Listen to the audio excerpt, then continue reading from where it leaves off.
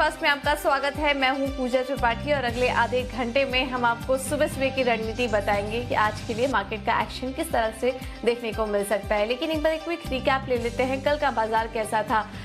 कल ऊपरी स्तरों से काफी ज्यादा कमजोरी देखने को मिली और लाल निशान में भारतीय बाजार बंद हुए। वहीं इस वक्त एशियाई बाजारों की बात करें तो यहाँ पर भी कमजोर शुरुआत ही देखने को मिल रही है और जापान के बाजार निकले यहाँ पर भी करीब आधे % की कमजोरी देखी जा सकती है। और हमने कल देखा कि यूएस और यूके के बाजार भी यहाँ पर सपाट ही क्लोजिंग कल देखने को मिली है। और किस तरह के क्यूज मिल रहे हैं ग्लोबल बाजारों से ये बताएंगे दीपांशु। और आज के लिए बाजार में रणनीति क्या होनी चाहिए ये भी समझेंगे। और ये बताने के लिए जी बिजनेस के मैनेजिंग एडिटर अनिल सिंघवी भी हमारे साथ जुड़ेंगे। और इसी के साथ ही साथ आज कौन से शेयर खबरों और नतीजों के दम पर एक्शन में रह सकते हैं ये बताएंगे देवांशी। लेकिन शुरुआत ग्लोबल बाजारों से कर लेते हैं।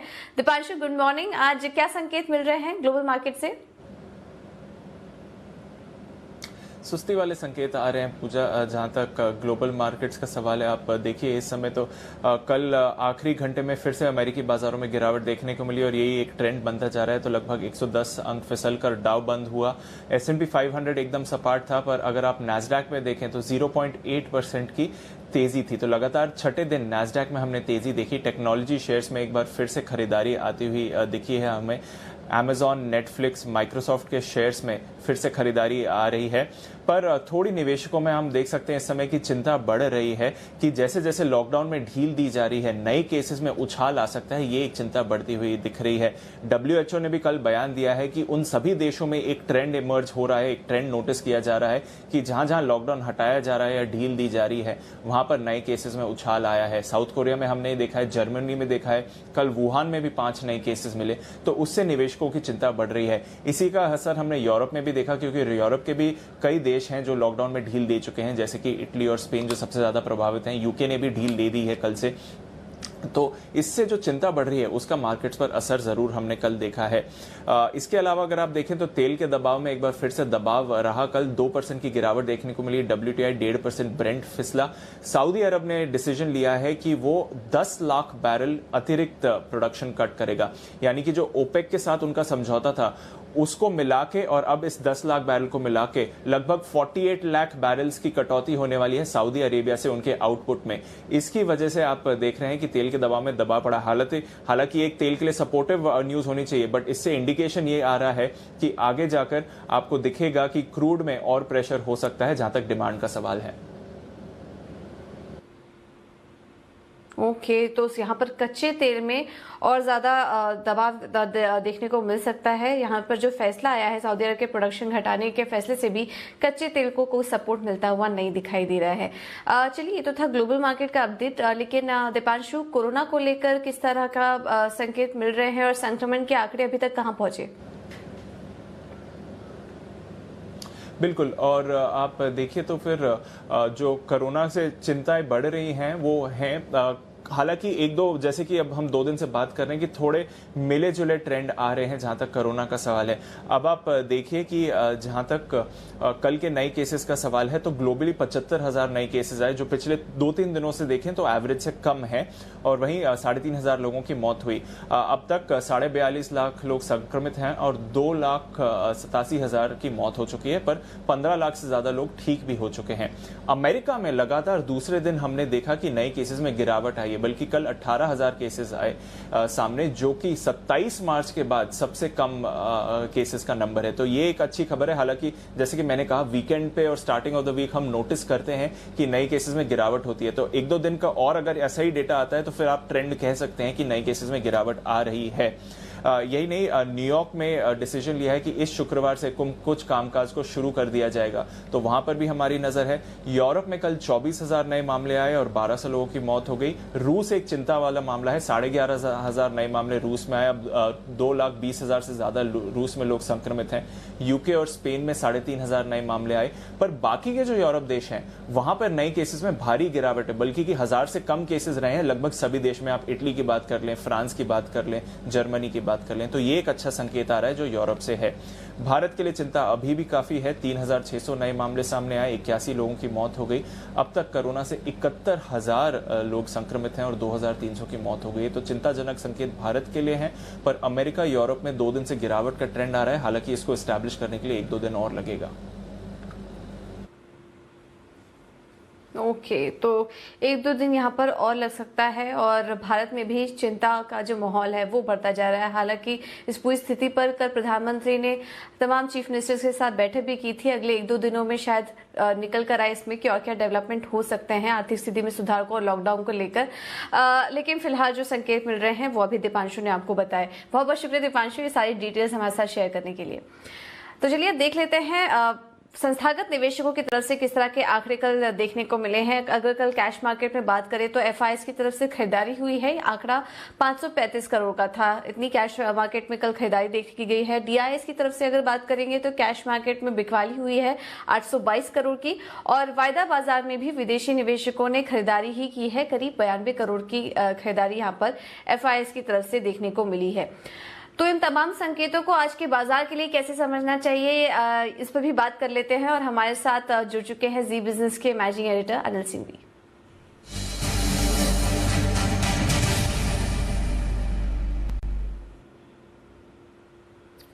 गुड मॉर्निंग साहब। इस वक्त जिस तरह के संकेत मिल रहे हैं ग्लोबल मार्केट से कमजोर ही हैं, इन सबको देखते हुए आज बाजार के लिए अहम स्तर क्या होने चाहिए? गुड मॉर्निंग पूजा। देखिए, संकेत थोड़े से मिले जुले से कह सकते हैं। जहाँ एक और कोरोना के आंकड़ों में थोड़ी राहत दिख रही है। पहली बार ऐसा दिख रहा है कि 2 दिनों तक लगातार अमेरिका में कोरोना के आंकड़े थोड़े से बेहतर होते दिखे हैं। यूरोप से भी समाचार ठीक है, हमारे यहाँ बढ़ रहे हैं, लेकिन ठीक है, इन एब्सोल्यूट नंबर देखेंगे तो उतना बहुत घबराने की भी बात नहीं है।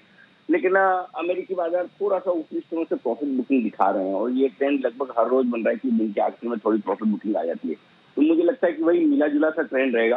अब इंटरेस्टिंग बात यह है कि कल भारतीय बाजार अपने अहम सपोर्ट लेवल के बेहद करीब बंद हुए हैं, जो कि बैंक निफ्टी का स्पेशली 18,950 जहां हम बंद हुए हैं। तो बैंक निफ्टी के लिए मेक और ब्रेक वाला मामला है। अब होगा ये कि बैंक निफ्टी अपने सपोर्ट के नीचे खुलेगा 18,900 के नीचे, तो फिर ये देखना होगा कि बैंक निफ्टी को नीचे खींच सकता है। पहला सपोर्ट के लिए 9,175 है। मेरा ये मानना है कि उसके आसपास कहीं खुलने चाहिए। अभी एचडीएफसी वही दिखा रहा है और इसके 9,125 आपके लिए सपोर्ट का काम करेगा। तो ये इस रेंज में अगर बाजार रुक गए तो ठीक है, अदरवाइज थोड़ी सी फिर मुश्किलें बढ़ सकती है। जो आज के लिए अहम सपोर्ट रेंज मानकर चले वो 9,050, 9,125 मानकर चले और ऊपरी स्तरों पर 9,375, 9,450 वो यहाँ पर अगर बाजार फिर से पहुंचते हैं रिकवर करके तो प्रॉफिट बुकिंग आती हुई दिखेगी। 18,900 तोड़ने के बाद बैंक निफ्टी में जो आगे नई रेंज बनकर आएगी वो 18,400, 18,500 के आसपास आनी चाहिए। निफ्टी पर बैंक निफ्टी पर ऊपरी रेंज 19,250 से 19,500 की रहेगी, जहां पर अच्छी प्रॉफिट बुकिंग आपको आती हुई दिखेगी। तो कुल मिलाकर ये है कि शुरुआत हल्की कमजोरी के साथ होगी और उसके बाद अगर बैंक निफ्टी ज्यादा कमजोर हुआ, एनबीएफसी ज्यादा कमजोर हुई तो फिर वो निफ्टी को नीचे खींचने का काम कर सकते हैं। लेकिन अच्छी बात एक ही है कि निफ्टी अपने इंपॉर्टेंट सपोर्ट लेवल 9,125 के आसपास उससे काफी ऊपर है, 125 पॉइंट ऊपर है। तो अगर वो लेवल आज नहीं टूटता तब तक हम ठीक है, ऐसा कुछ बहुत बुरे नहीं। लेकिन बैंक और फाइनेंशियल यहाँ पर अब भी कमजोरी रहेगी, यहाँ दूर रहना चाहिए। ओके, बहुत बहुत शुक्रिया अनिल जी हमारे साथ जुड़ने के लिए और ये सारी रणनीति सुझाने के लिए। तो निफ्टी और बैंक निफ्टी के लिए रणनीति आपको बता दी गई है। आज ऊपरी स्तरों से दबाव यहाँ पर देखने को मिल सकता है। बैंक्स और एनबीएफसीज यहाँ पर दूर रहने की राय है और 18,400 से 18,500 ये बैंक निफ्टी के लिए इंपॉर्टेंट सपोर्ट जोन है, जहां पर कि आपको नजर रखनी है। निफ्टी के लिए 9,050 से 9,150 ये निफ्टी के लिए इंपॉर्टेंट सपोर्ट जोन है। तो ये रणनीति आपको बता दी गई है इस वक्त भारतीय बाजारों में। इसके अलावा कुछ ट्रेडिंग कॉल्स की बात करें, स्टॉक स्पेसिफिक रणनीति की बात करें तो वो भी हम आपको बता देते हैं। आज चॉइस ब्रोकिंग की तरफ से जो कॉल्स है उससे पहले शुरुआत करते हैं। गोदरेज प्रॉपर्टीज, यहाँ पर इन्होंने कैश लेवल में खरीदारी करने की राय दी है। 621 के लेवल्स पर खरीदारी करिए गोदरेज प्रॉपर्टीज में। स्टॉप लॉस होगा 602 का और 660 के लेवल्स देखने को मिल सकते हैं। 650, 660 के लेवल्स के लिए आप कर सकते हैं गोदरेज प्रॉपर्टीज में खरीदारी। और इसके अलावा अगला जो कॉल है वो है एक्सिस सिक्योरिटीज की तरफ से और इन्होंने 2 कॉल दिए हैं। डॉक्टर रेड्डी यहाँ पर ये बिकवाली करने की राय दे रहे हैं। 3862 के लेवल्स पर बिकवाली करिए। स्टॉप लॉस होगा 3900 का, टारगेट होगा 3790 का। ये डॉक्टर रेड्डी इस पे व्यू बन रहा है। और अगला कॉल है वोल्टास पर, खरीदारी करके चलिए। 468 के लेवल्स पर खरीदारी कर सकते हैं। स्टॉप लॉस होगा 463 का और टारगेट होगा 480 का। जो तीनों ही कॉल्स इस वक्त देखने को मिल रहे हैं, उसमें दो में खरीदारी की है और एक में बिकवाली की राय यहाँ पर निकल कर आ रही है। तो ये आज एक व्यू मार्केट में आपको दिया जा रहा है। इसके अलावा आज जो नतीजे आने वाले उसके बारे में भी आपको बता देते हैं। आज निफ्टी से नेस्ले के नतीजे आने वाले हैं। वायदा बाजार से हैवेल्स और बंधन बैंक अपने नतीजे घोषित करेगा, तो यहाँ पर भी नजर रखिए। एक बार एशियन मार्केट भी आपको दिखा देते हैं। यहाँ पर अगर देखें तो निचले स्तरों से एक रिकवरी देखने को मिली है एशियन मार्केट में। और इस वक्त जो लेवल्स आपको दिख रहे हैं वहां पर निकाई देखिए करीब सपाट कारोबार कर रहा है। ताइवान और हैंगसेंग में भी करीब सपाट यहाँ पर ट्रेडिंग देखने को मिल रही है। एसजीएक्स निफ्टी अब आधा % ही कमजोर रह गया है। 46 अंकों की कमजोरी यहाँ पर देखने को मिल रही है। तो यहाँ पर एसजीएक्स निफ्टी देखिए यहाँ निचले स्तरों से यहाँ पर एक सुधार देखा जा रहा है। निकाई देखिए जापान के मार्केट में भी और निचले स्तरों से एक सुधार यहाँ पर देखने को मिल रहा है इस वक्त एशियाई बाजारों में। ओके, तो चलिए ये तो है एशियाई बाजार और डाउ फ्यूचर्स के हालत। डाउ फ्यूचर्स भी अगर हम देखेंगे तो 124 अंकों की कमजोरी यहाँ पर डाउ फ्यूचर्स में भी इस वक्त देखने को मिल रही है। लेकिन चलिए आगे बढ़ते हैं और खबरों के लिहाज से कौन से स्टॉक आज एक्शन में देखने को मिल सकते हैं और इसके अलावा नतीजों के दम पर आज कहाँ फोकस रहेगा ये भी समझ लेते हैं। और देवांशी हमारे साथ जुड़ चुकी हैं। देवांशी, गुड मॉर्निंग, बताइए। Good morning Pooja. आज सबसे पहले आप देखिए कैश मार्केट में प्रिज्म जॉनसन, साथ ही Syngene international, blue star, Astrolite tech, Sequent scientific, JK paper, ये सारे स्टॉक्स हैं जिन पर नतीजों के लिहाज से आज फोकस रहेगा। इसके अलावा आज भारतीय रेल आज से यात्री ट्रेन शुरू करेंगी। अब देखिए ऑनलाइन सर्विसेज जो है स्पेशल ट्रेन के लिए ये शुरू हो चुके हैं, इसके चलते आज IRCTC पर नजर रहेगी। साथ ही MSCI इंडेक्स में आज थोड़े से बदलाव होते हुए दिखेंगे, तो इस पर नजर रहेगी। और 12 मई यानी कि आज ये घोषणा होती हुई दिखेगी। साथ ही इसके जो बदलाव हैं ये 1 जून से लागू होते हुए दिखेंगे। साथ ही अगर नतीजों की बात करें जो कल मार्केट आज बंद होने के बाद आए, वो पिरामिड एंटरप्राइज थे। अब ओवरऑल आप देखिए जो कुल आय है वो करीब 2% तक कम होते हुए दिखी है। जो मुनाफा है इस बार वो मुनाफे के सामने इस बार कंपनी घाटे में आती हुई दिख रही है। करीब 1702 करोड़ का घाटा कंपनी ने पोस्ट किया है। वो भी इसलिए क्योंकि प्रोविजंस कंपनी ने कोरोना वायरस के चलते भी किए थे और साथ ही डिविडेंड जो है वो 14 रुपये प्रति शेयर कंपनी ने दिया है। साथ ही अब देखिए गोदरेज एग्रोवेट, यहाँ पे नतीजे इस बार अच्छे आते हुए दिखे हैं। जो कुल आय है करीब 17% तक बढ़ती हुई दिखी है। कामकाजी मुनाफा करीब 68% बढ़ता हुआ दिखा है। मार्जिन इस बार करीब 8% के लेवल्स के आसपास आते हुए दिखे हैं, 5.5% से बढ़कर, और मुनाफा 34% घटता हुआ दिखा है। बट वो भी आप देखिए पिछले साल जो स्पेशल आइटम्स थे इसके चलते इस बार आपको मुनाफा थोड़ा सा कम दिख रहा है। लेकिन ओवरऑल अगर देखिए तो नतीजे इस बार अच्छे आते हुए दिखे हैं। ADF फूड पर आप नजर करें, यहाँ पे भी नतीजे अच्छे हैं। कुल मिला के जो आय है करीब 24% तक बढ़ती हुई दिखी है। मार्जिन इस बार काफी ज्यादा बढ़ते हुए दिखे हैं, 15.5% पर कंपनी ने क्लॉक इन किए 5% के सामने, और मुनाफा भी 3 गुना बढ़ता हुआ दिखा है। इस पर भी आप नजर करें। साथ ही इंडिगो पर आज आप देखिए सफाई आती हुई दिख रही है कंपनी की तरफ से। वर्जिन ऑस्ट्रेलिया को खरीदने पर कंपनी ने सफाई दी है। ये रूमर्स चल रहे थे कि कंपनी इसमें हिस्सा खरीद सकती है। कंपनी ने अब सफाई दी है कि एयरलाइन को खरीदने में फिलहाल कोई दिलचस्पी नहीं है, इंटरेस्टेड नहीं है कंपनी। और साथ ही सरकार ने ये भी निर्णय लिया है कि 18 मई से कुछ एयरलाइंस शुरू कर दी जा सकती हैं, कमर्शियल एयरलाइंस। इसके चलते आज स्पाइसजेट और इंडिगो दोनों फोकस में रहेंगे। और साथ ही अबाउट इंडिया कंपनी की जो पेरेंट कंपनी है उनको US FDA से जो एंटीबॉडी जो किट्स होते हैं टेस्टिंग के लिए कोरोना वायरस के, उसके लिए इमरजेंसी यूज के लिए मंजूरी मिल चुकी है। इसके चलते आज फोकस में रहेगा। ओके, तो ढेर सारी खबरें हैं और ढेर सारी नतीजे भी हैं जिसके दम पर आज एक्शन देखने को मिल सकता है। बहुत बहुत शुक्रिया देवांशी ये सारी डिटेल्स हमें देने के लिए। तो चलिए ये तो था खबरों के दम पर, और आज मार्केट में रणनीति क्या होनी चाहिए ये भी हमने आपको बताया। लेकिन बाजार पर एक और रणनीति समझ लेते हैं और ये बताने के लिए राकेश बंसल हमारे साथ जुड़ चुके हैं। राकेश जी, गुड मॉर्निंग, बहुत बहुत शुक्रिया समय देने के लिए। सबसे पहले तो मार्केट पर आपकी राय जानना चाहेंगे। अभी जिस तरह से संकेत मिल रहे हैं ग्लोबल बाजारों से, हल्की मिलीजुली शुरुआत है, इसको देखते हुए आज भारतीय बाजार कैसे लग रहे हैं आपको, और स्टॉक स्पेसिफिक रणनीति क्या होनी चाहिए? Good morning. अगर आप भारतीय बाजारों की बात देखें तो भारतीय बाजार एक रेंज में स्टक हैं और जिस तरीके से मई महीने में बात करी जा रही है, मुझे लग रहा है एक बड़ा मूव देखने को मिलेगा। 9400 के ऊपर डिसाइसिवली निकले तब यहाँ पर खरीदारी की राय होगी। 9400 के ऊपर, एल्स अगर नीचे में 9180 के लेवल्स नीचे में डिसाइसिवली टूटते हैं तब एक बड़ी मंदी देखने को मिल सकती है। तो 9180 के नीचे बेचने की राय है, 9400 के ऊपर खरीदारी की राय है। इन लेवल्स पे नजर रखनी चाहिए और stock specifically, sector specifically auto space काफी अच्छा लग रहा है और ऑटो में हीरो मोटरकॉर्प टॉप पिक है। हीरो मोटरकॉर्प को खरीदने की राय है। 1990 का स्टॉप लॉस है, 2125 के लक्ष्य के लिए हीरो मोटरकॉर्प को खरीदने की राय है। ठीक है, तो हीरो मोटोकॉर्प में यहाँ पर खरीदारी करने की राय होगी और टारगेट और स्टॉप लॉस भी आपके स्क्रीन पर इस वक्त बता दिए गए हैं। बहुत बहुत शुक्रिया राकेश जी सुबह सुबह समय देने के लिए। तो आज जो स्टॉक स्पेसिफिक रणनीति आपको बताई गई है उसमें ज्यादातर कॉज में खरीदारी की ही राय है। एक डॉक्टर रेड्डीज था जहां पर बिकवाली करने की राय आपको दी गई थी। इसके अलावा गोदरेज प्रॉपर्टीज, वोल्टास और हीरो मोटो, ये स्टॉक आज अच्छे लग रहे हैं। और ऑटो स्टॉक्स में हम देख रहे हैं कल से ही अच्छा मोमेंटम बना हुआ है, शानदार तेजी देखने को मिल रही है। हीरो मोटोकॉर्प कल भी अच्छी तेजी थी और आज भी यहाँ पर खरीदारी करके आप चल सकते हैं। तो चलिए, ये तो था इक्विटी मार्केट में एक स्टॉक स्पेसिफिक रणनीति क्या होनी चाहिए, लेकिन कमोडिटी मार्केट में भी समझ लेते हैं कि आज के लिए रणनीति क्या होनी चाहिए। और ये बताने के लिए अब अजय केडिया हमारे साथ जुड़ चुके हैं। अजय, गुड मॉर्निंग, बहुत बहुत शुक्रिया समय देने के लिए। आज कमोडिटी मार्केट कैसे लग रहे हैं आपको और रणनीति क्या लेके चले आज? गुड मॉर्निंग पूजा। सबसे पहले अगर बुलियन की बात करें तो गोल्ड हमने देखा है कि काफी दिनों से एक सीमित दायरे में ट्रेड कर रहा है। इंटरनेशनल में हमने मल्टीपल ऑफ टाइम देखा $1720 के ऊपर जा नहीं रहा है।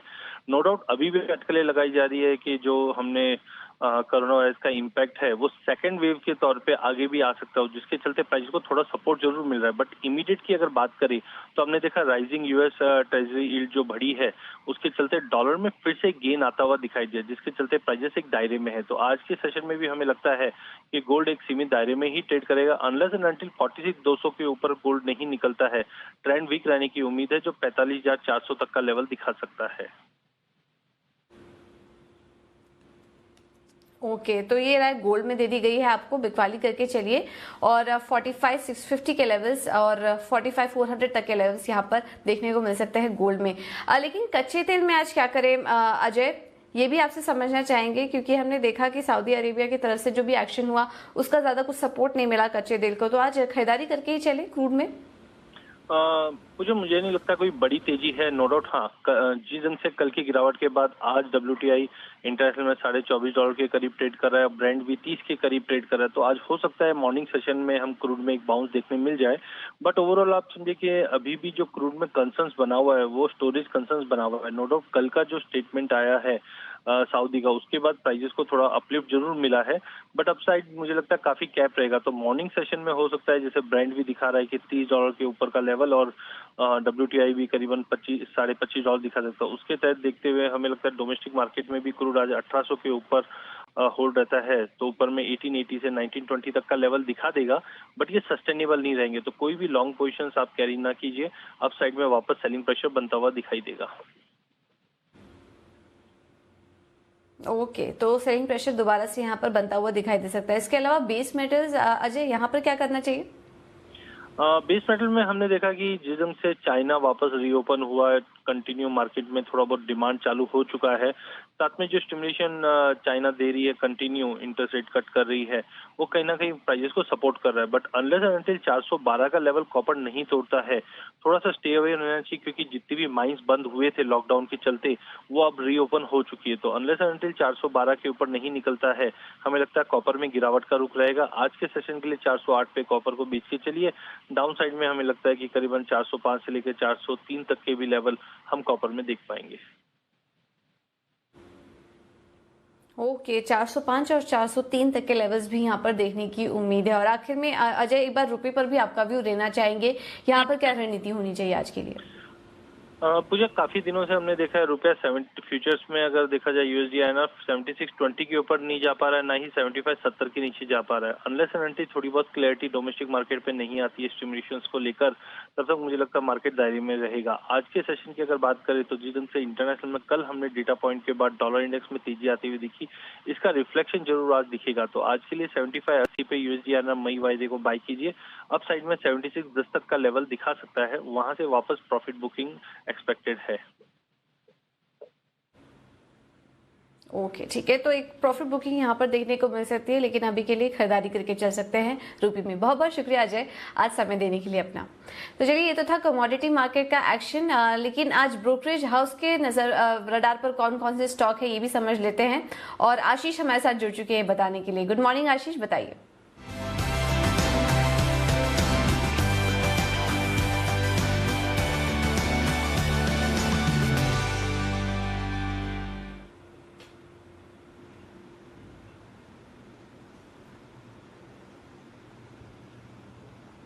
आशीष, गुड मॉर्निंग। ब्रोकरेज हाउस के रडार पर आज कौन कौन से स्टॉक्स हैं? बिल्कुल, गुड मॉर्निंग पूजा। रिपोर्ट ढेर सारी हैं। आज गोदरेज प्रॉपर्टीज हम देख रहे हैं लगातार एक ऐसा स्टॉक है जहां पर रिपोर्ट्स आ रही हैं और लगभग सभी ब्रोकरेज हाउस की ये टॉप पिक्स की श्रेणी में शामिल है। आज भी दो रिपोर्ट्स आते हुए दिखी हैं। CLSA की रिपोर्ट है, खरीदारी की राय को बरकरार रखा है 870 रुपए के लक्ष्य के लिए। वहीं जेफरीज भी खरीदारी की राय को बरकरार रखे हैं, लेकिन जो लक्ष्य है वो 945 से बढ़ाकर 954 कर दिया गया। कंपनी की ऑर्डर पाइपलाइन अगर आप देखें तो बेहद मजबूत है। साथ ही अगर आप देखें तो आज बिल्डिंग प्रोडक्ट्स बनाने वाली कंपनीज हैं, इनके ऊपर एक रिपोर्ट आई है CLSA की, जहां पर एक चैनल चेक किया गया और थोड़ा सा दबाव भी एक्सपेक्ट कर रहे हैं, जिसके चलते सेंचुरी प्लाई की जो रेटिंग है इसे डाउनग्रेड कर दिया। अभी खरीदारी की राय से बिकवाली की राय दे रहे हैं और लक्ष्य भी 156 रुपए से घटाकर 100 रुपए कर दिया है। हैवेल्स पर भी देखिए डाउनग्रेड आया, आउट परफॉर्म से रेटिंग घटाकर अंडर परफॉर्म कर दी गई है।